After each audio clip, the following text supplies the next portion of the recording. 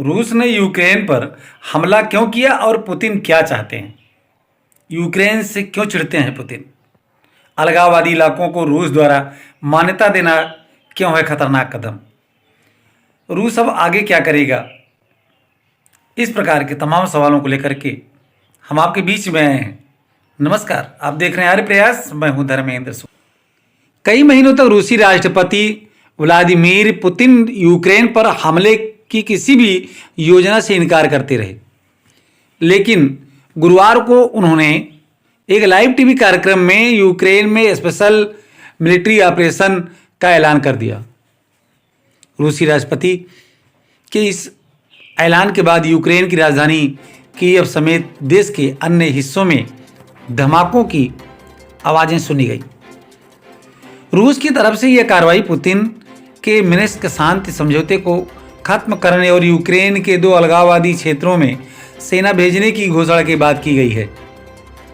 रूस की तरफ से इन राज्यों में सेना भेजने की वजह शांति कायम करना बताया गया है और रूस ने हाल के महीनों में यूक्रेन बॉर्डर के पास लगभग 2 लाख सैनिकों को तैनात किया हुआ था, जिसके बाद यूक्रेन पर हमले की अटकलें काफ़ी वक्त से लगाई जा रही थी।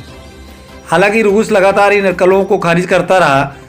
अब जब हालात और ख़राब हो चुके हैं और यूक्रेन के कई शहरों पर रूस के हमले की खबरें और तस्वीरें आने लगी हैं, तो ऐसे में सबके मन में ये सवाल आता है कि आखिर रूसी राष्ट्रपति व्लादिमीर पुतिन चाहते क्या हैं। इसे समझने के लिए हमें 8 साल पीछे यानी साल 2014 में चलना होगा।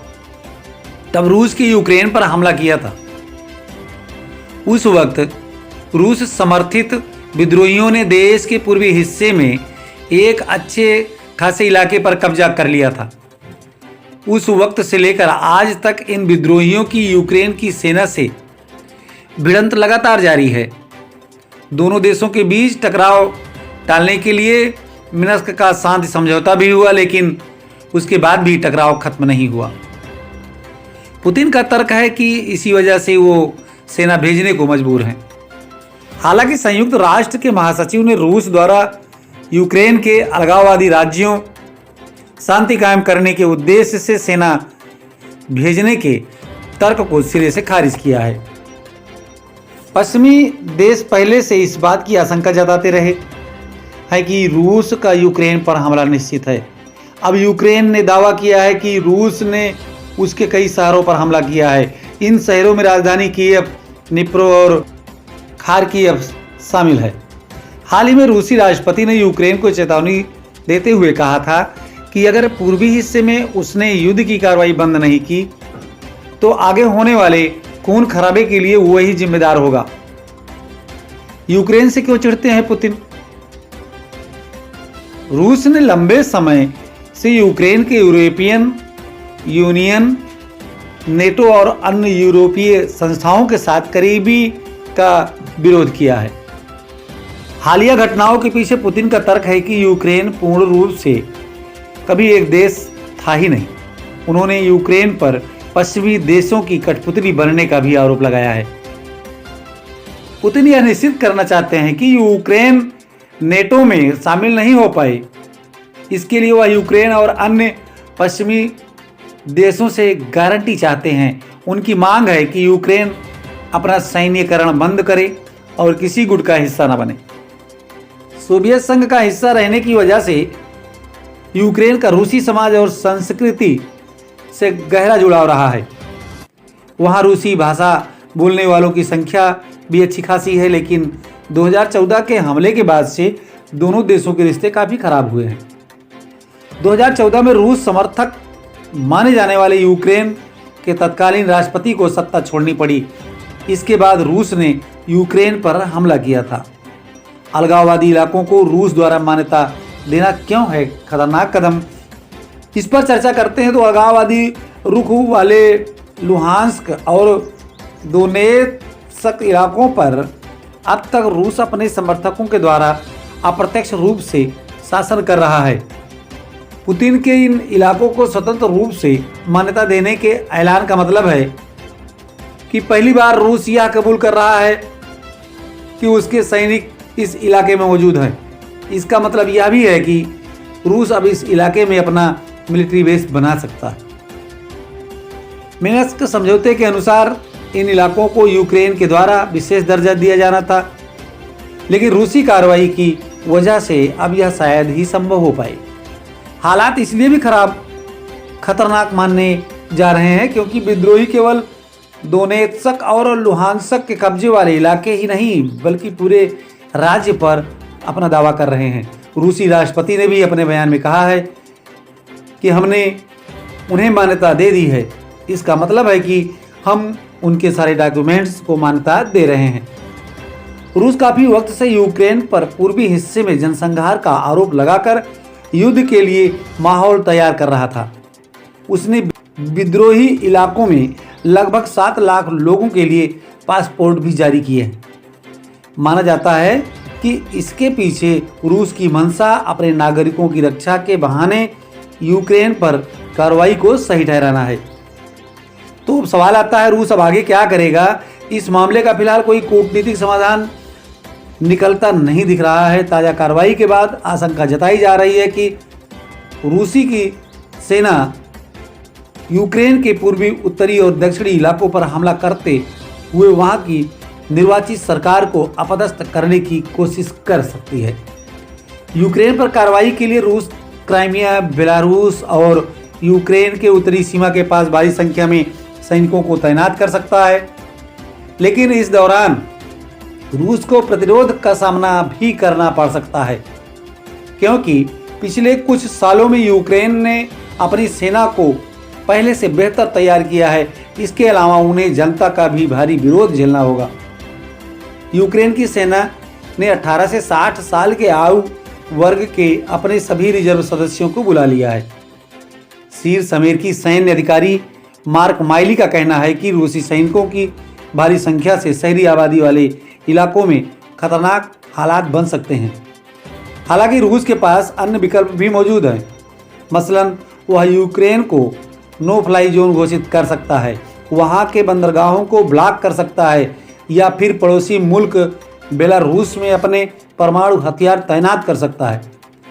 इसके अलावा हो सकता है कि रूस यूक्रेन पर साइबर हमला करे। इसी साल जनवरी में यूक्रेन सरकार की वेबसाइट ठप पड़ गई थी। फरवरी के मध्य में यूक्रेन के 2 सबसे बड़े बैंकों को भी निशाना बनाया गया था। पश्चिमी देशों के पास क्या है विकल्प, तो इस पर चर्चा करें तो पश्चिमी देशों ने रूस की कार्रवाई को अवैध बताते हुए इसकी कड़ी आलोचना की है। संयुक्त राष्ट्र के महासचिव एंटोनियो गुटेरेस ने भी रूस की कार्रवाई की निंदा करते हुए इसे यूक्रेन की क्षेत्रीय अखंडता और संप्रभुता पर हमला बताया। नेटो गठबंधन की तरफ से ताज़ा घटनाक्रमों के बाद साफ किया गया है कि उनकी कोई योजना यूक्रेन में सैनिकों को भेजने की नहीं है। हाँ, उन्होंने यूक्रेन को सलाहकार, हथियार और फील्ड अस्पताल के जरिए मदद की बात कही है। इन सब के बाद यही लग रहा है कि रूस की कार्रवाई के बाद दुनिया के पास अब उस पर केवल प्रतिबंध लगाने का ही विकल्प बचा है। जर्मनी ने रूस के नॉर्ड स्ट्रीम 2 गैस पाइपलाइन की मंजूरी को फिलहाल रोक दिया है। यूरोपियन यूनियन भी रूस पर कड़े प्रतिबंधों को लगाने की सोच रहा है। रूस के उन 351 सांसदों को भी लक्ष्य बनाया जा सकता है जिन्होंने यूक्रेन के 2 अलगाववादी इलाकों को मान्यता देने के दौरान संसद में पुतिन का साथ दिया था। अमेरिका का कहना है कि वो रूस का लिंक पश्चिमी वित्तीय संस्थानों से काट रहा है। इसके अलावा रूस में उच्च पद पर बैठे लोगों पर भी कार्रवाई की तैयारी है। यूके रूस में 5 बड़े बैंकों और 3 अरबपतियों पर कार्रवाई कर रहा है। हालांकि फिलहाल इन देशों ने रूस पर बड़े प्रतिबंधों का ऐलान नहीं किया है। अमेरिका रूस के वित्तीय संस्थानों और मुख्य उद्योगों पर नजर बनाए हुए है, जबकि यूरोपियन यूनियन की नज़र फाइनेंशियल मार्केट पर है। यूके की ओर से चेतावनी दी गई है कि क्रेमलिन से करीबी रखने वाले लोगों को छिपने की भी जगह नहीं मिलेगी। उसने रूसी उद्योगों के डॉलर और पाउंड में व्यापार को सीमित करने की कोशिश की है। वैसे तो आर्थिक रूप से रूस पर की गई कार्रवाई से उसके बैंकिंग सिस्टम का कनेक्शन इंटरनेशनल स्विफ्ट पेमेंट से कट जाएगा, लेकिन अमेरिका और यूरोपीय अर्थव्यवस्थाओं पर भी इसका काफ़ी प्रभाव पड़ सकता है। इधर बाल्टिक देशों और पोलैंड में नेटो ने 5,000 सैनिक तैनात किए हैं। इसके अलावा रोमानिया, बुल्गारिया, हंगरी और स्लोवाकिया में भी 4,000 सैनिक भेजे जा रहे हैं। और तो पुतिन के मन में क्या है? लंबे समय से जारी तनाव के बीच रूस के लिए सच का पल आ चुका है। नेटो को लेकर उसकी दो मांगें सामने आ रही हैं। पहला ये कि नेटो का आगे विस्तार ना हो, इसके लिए पुतिन एक पुख्ता और कानूनी रूप से मजबूत आश्वासन चाहते हैं। रूस के उप विदेश मंत्री सेर्गेई रिबकोव ने हाल ही में कहा, हमारे लिए यह बेहद जरूरी है कि यूक्रेन कभी नेटो का सदस्य नहीं बने। पुतिन ने भी कहा है कि हम पीछे नहीं हटेंगे। क्या उन्हें सच में लगता है कि हम आराम से यह सब देखते रहेंगे? साल 1994 में रूस ने एक समझौते पर हस्ताक्षर करते हुए यूक्रेन की स्वतंत्रता और संप्रभुता का सम्मान करने पर सहमति जताई थी। लेकिन पिछले साल पुतिन ने एक लंबा आर्टिकल लिखकर रूसी और यूक्रेनी लोगों को एक राष्ट्र का हिस्सा बताया था। अब पुतिन दावा कर रहे हैं कि यूक्रेन का गठन कम्युनिस्ट रूस ने किया था।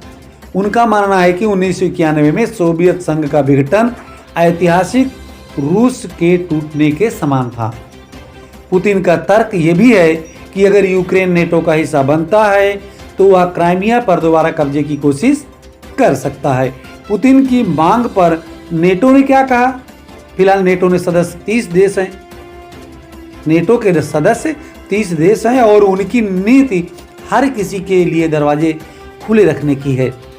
ये सभी देश इस नीति से पीछे हटने को तैयार नहीं है। यूक्रेन नेटो में शामिल होने को लेकर एक तय समय और संभावना स्पष्ट करने की मांग करता रहा है, लेकिन तत्कालीन जर्मन चांसलर एंगेला मर्केल ने निकट भविष्य में ऐसा कुछ होने की संभावना से साफ तौर पर इनकार किया था। किसी भी नेटो सदस्य देश का सदस्यता छोड़ना भी मुमकिन नहीं दिखता है। रूसी राष्ट्रपति का मानना है कि पश्चिमी देशों ने 1990 में ये वादा किया था कि पूर्व की ओर नेटो एक इंच भी विस्तार नहीं करेगा, लेकिन इस वादे को तोड़ा गया है।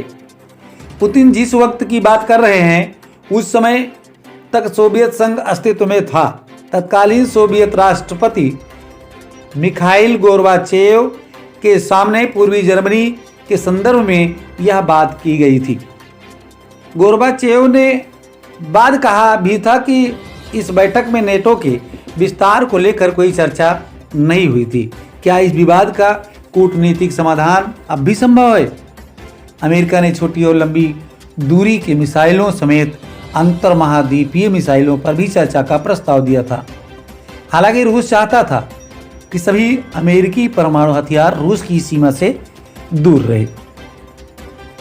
रूस ने मिसाइल बेसों पर प्रस्तावित पारदर्शिता को लेकर सकारात्मक रुख दिखाया है। इनमें से 2 रूस में और 2 रोमानिया एवं पोलैंड में है। यूक्रेन रूस की बॉर्डर पर मीटिंग शुरू। जेलेंस्की अब रूसी सेना के खिलाफ उतारे गए हथियारबंद कर दी। यूक्रेन पर रूस का हमला 5वें दिन भी किया जा रहा है। युद्ध को समाप्त करने के लिए दोनों देश के प्रतिनिधि मंडल बेलारूस बॉर्डर पर पहुंच गए, जिनके बीच वार्ता शुरू हो गई है। बैठक से पहले यूक्रेन के राष्ट्रपति जेलेंस्की ने अपने बयान में कहा है कि यूक्रेन अब रूस के खिलाफ युद्ध में शामिल होने इच्छुक कैदियों को सैन्य ट्रेनिंग के साथ रिहा कर देगा। बैठक में होने वाली चर्चा से पहले यूक्रेन ने रूस से कहा है कि वे अपनी सेना को यूक्रेन के बॉर्डर से हटाएं। दूसरी तरफ बेलारूस रूस का साथ देने के लिए यूक्रेन में सैनिकों को भेजने की तैयारी कर रहा है। आरोपी देश लात्विया ने अपने नागरिकों को यूक्रेन की जंग में शामिल होने की छूट दे दी है। यहाँ की संसद ने एक प्रस्ताव पास किया है जिसमें कहा गया है कि अगर लात्विया के आम लोग यूक्रेन में जाकर लड़ना चाहते हैं तो जा सकते हैं। इसके पहले यूक्रेन के राष्ट्रपति वोलोदिमीर जेलेंस्की ने दुनिया भर के लोगों से रूस के खिलाफ लड़ाई में शामिल होने की अपील की थी। नई दिल्ली से ब्यूरो रिपोर्ट।